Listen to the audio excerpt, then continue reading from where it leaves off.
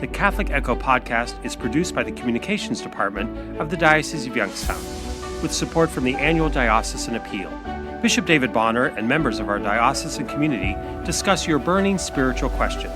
It can be found on CatholicEcho.org, Facebook, and YouTube. Your host is Dennis Biviano. Hello and welcome to the Catholic Echo podcast. Today we're joined by the Diocesan Director of Extern Priests and the pastor of St. Michael, the Archangel Parish in Canton, Father Benson, Okpara. Thanks so much for joining us. Thank you. And you brought two of your friends here, Rogationist priests that are joining our diocese, Father Bryan and Father Silvestre. Thank you as well. Thank you. Hello. Let's start off with Father Benson. For our listeners who are unfamiliar with you, tell us a little bit about yourself and your journey to the United States. Thank you, Dennis. My name is Benson Claret Okpara. I was born and raised in Nigeria and ordained a priest in 1991. Mm-hmm. I came to the States as a graduate student at John Carroll in Cleveland, Ohio. It was after my graduate studies in 2001 that I signed up for pastoral experience here in the Diocese of Youngstown with the approval of my bishop in Nigeria. My first pastoral assignment was at Holy Family in Poland. And then after a couple of years, I think 4 years, I was transferred to St. Michael in Canton as an associate pastor. Then after 2 years, I was assigned as the pastor of St. Mary St. Benedict in Canton, Ohio. Then in 2019, I went back to St. Michael as the pastor. That's my second missionary journey. That's my life so far here. Yeah. And recently named the Diocesan Director of Extern Priests. How does it feel to have that new position, and what does the role involve? I feel it is an honor for the bishop to consider me as the director of the Extern Priests. The role is to help my brother priests who came from other parts of the world, to help them to transition to the life and culture of the Diocese of Youngstown in particular, and the country in general. What can you tell folks who, let's say, live in the Mahoning Valley area about Canton? Everybody hears massive growth in that area. Mm-hmm. What can you tell us about the Canton Catholic community? I've been in Canton for many years now. Out of my 25 years in the Diocese of Youngstown, I've been in Canton for almost 20 years or more than that. There is a great number of Catholics in Canton, even though, Canton is the home of the Football Hall of Fame. They're one of your, your parish, right? Yeah, in my parish. There is a great number of Catholics there, and the churches are full. Like my parish, St. Michael.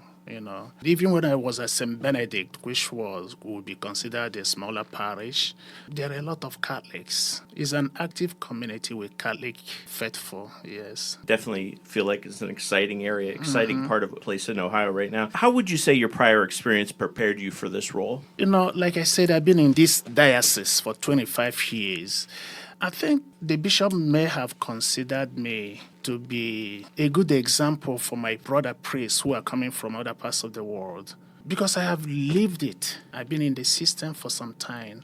I have gotten some experience with my life here in the States and in the diocese.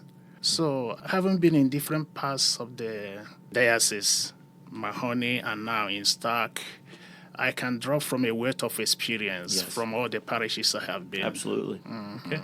We'll take a pause real quick with Father Benson. We want to start with turn it over to Father Bryan. If you can introduce yourself to our Catholic community here in the Diocese of Youngstown. Tell us a little bit about yourself. I'm Father Bryan. I am a Rogationist priest. And I was ordained 6 years ago, November 23, 2019. And I came from the southern part of the Philippines. I'm from Bicol region. And I arrived here in our diocese, beautiful diocese, last September 23, 2025. Tell us a little bit about in the Philippines. What does the Catholic community look like there? How does it differ from what you've seen in the United States so far? In our country, in the Philippines, the Catholicism we have the highest percentage of being a Catholic. Because for the record, the Philippines is the highest number of population in Asia. And I think, in my observation for my almost 4 months here, I cannot see any much difference. Okay. But what surprises me is here, the family is so intact in going to church.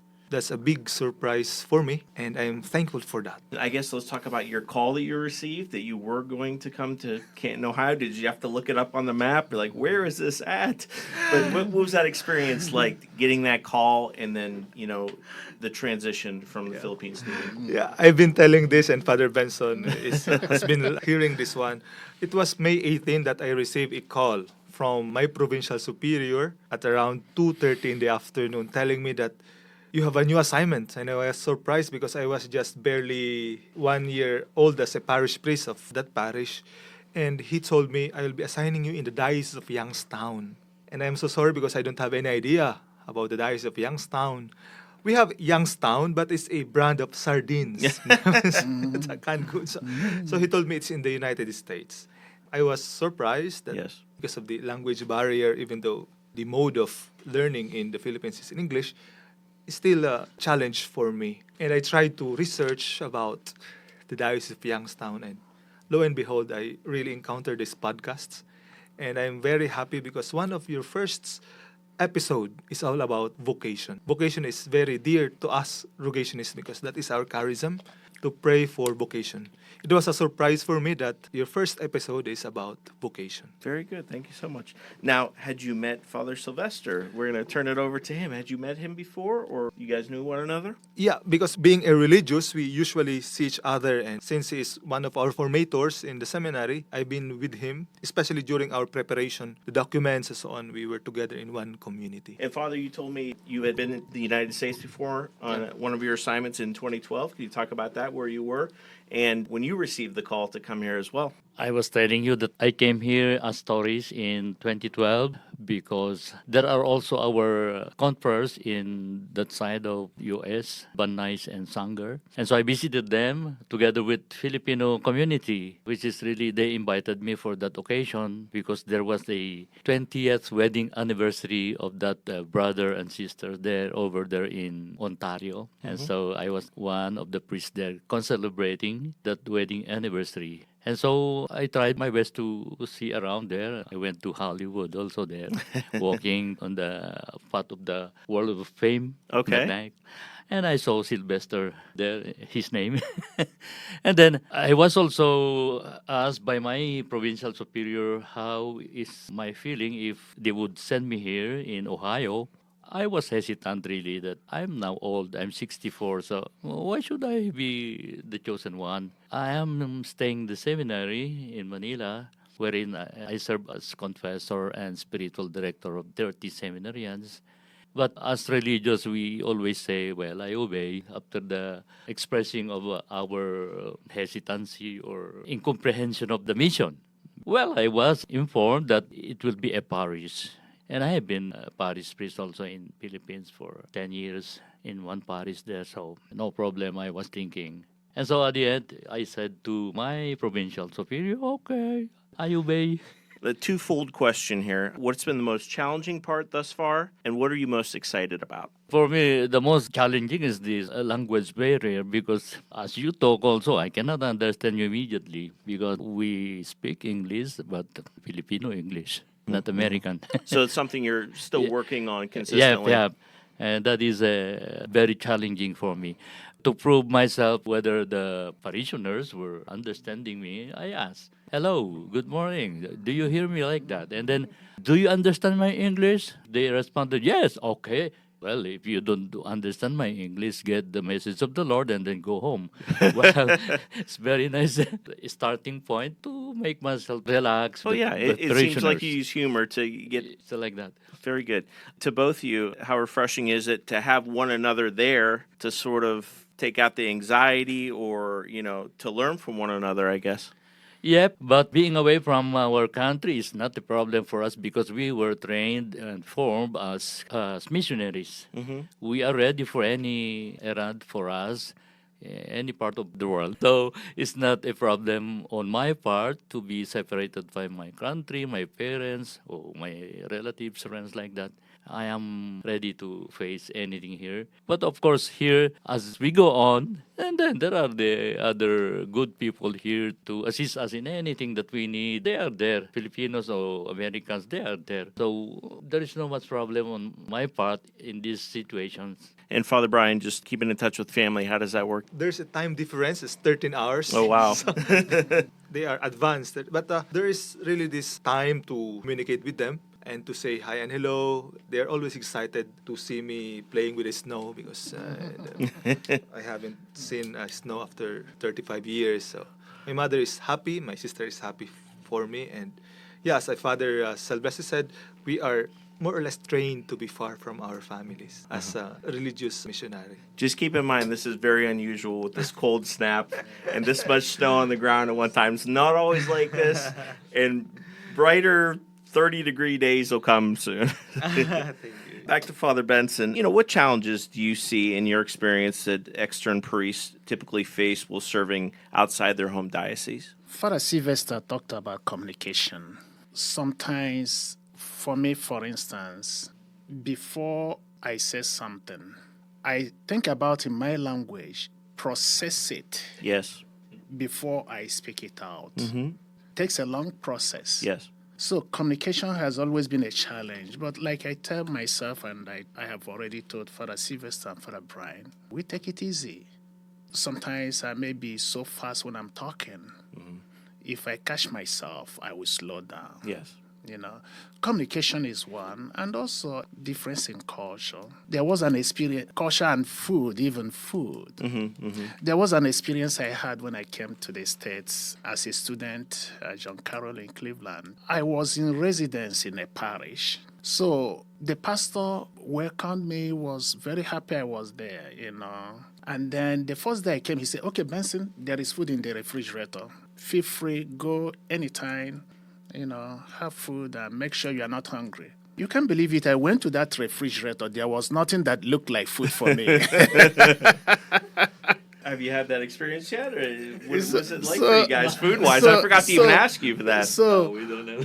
So there was lunch meat. I never saw lunch meat in my life. Yeah. And I looked at it. I didn't know what to do. I went back to my room. You can't believe it. I was hungry for a couple of days. The pastor didn't know. He thought I was eating.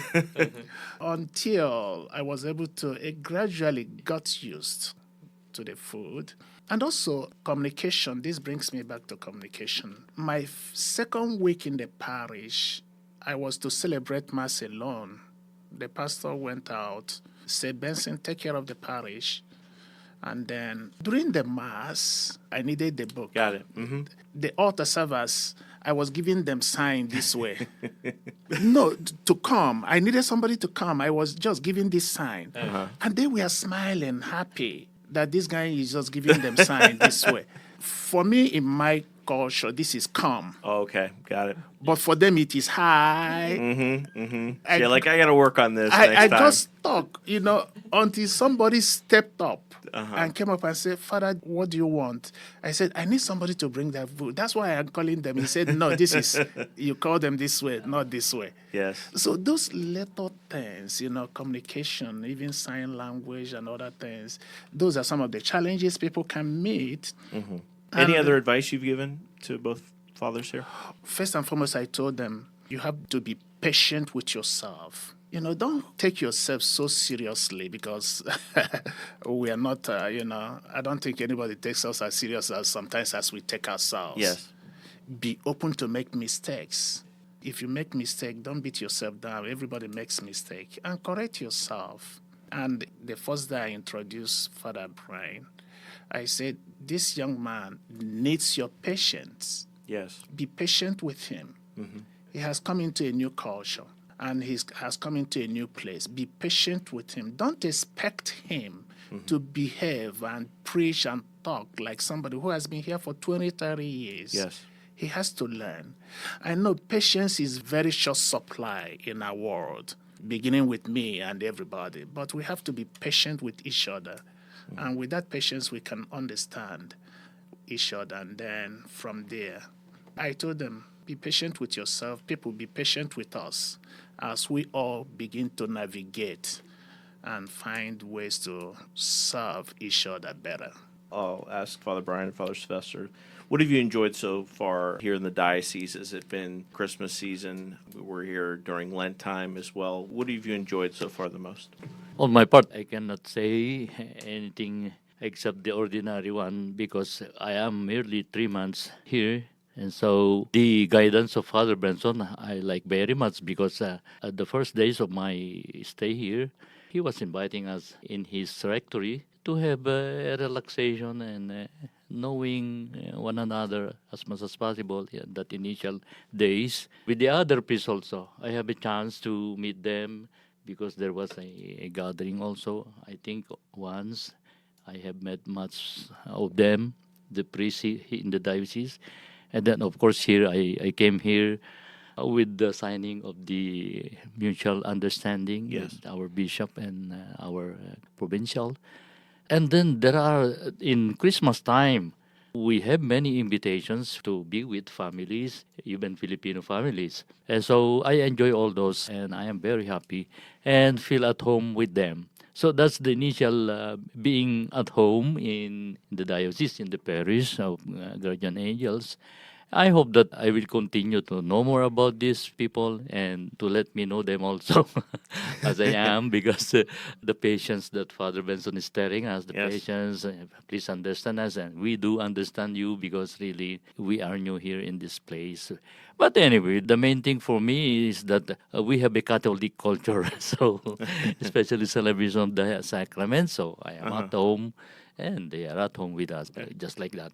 And Father Bryan, what you've enjoyed the most, and as a younger priest, you said goals, like what play out the future here in 2026, what you hope to accomplish. With Father Benson and Father Silvestre, I'm also in favor. I really observe that the Catholicism in our area is so much alive, and it gives me hope, young as I am, that in this part of the world, in the United States, we know it very well, but there is a flourishing community, and I find consolation in celebrating the Holy Mass, especially with the young, being in touch with the students, and very uplifting to be part of a parish. And Father Benson would say that the primary apostolate of the parish is always the school, and I'm really happy about that. And also the warm welcome. For the record, we are the pioneer Rogationist here in Ohio, because we have also Rogationists in other states like in Illinois, in Indiana, but we are really far from them. But the welcoming attitude of the clergy, starting from our bishop, and of course, Father Benson is our guardian angel. Yes, he really is. That's very well played. The name of our parish is Guardian Angel, but Father Benson is our guardian angel in making ourselves situated so that we will be really immersed in the mission entrusted to us, and of course, to our congregation. I love that. Father Bryan, Father Silvestre, and Father Benson, so great to meet you, and thanks for taking time with us. Thank you very much. And thank you for listening to the Catholic Echo podcast. You can find us on YouTube, Facebook, CatholicEcho.org, or your favorite podcasting platform. I'm your host, Dennis Biviano, and on behalf of our diocese communications team, have a wonderful and blessed week. The Catholic Echo podcast is a production of the Roman Catholic Diocese of Youngstown. Have a blessed day, and may God be with you.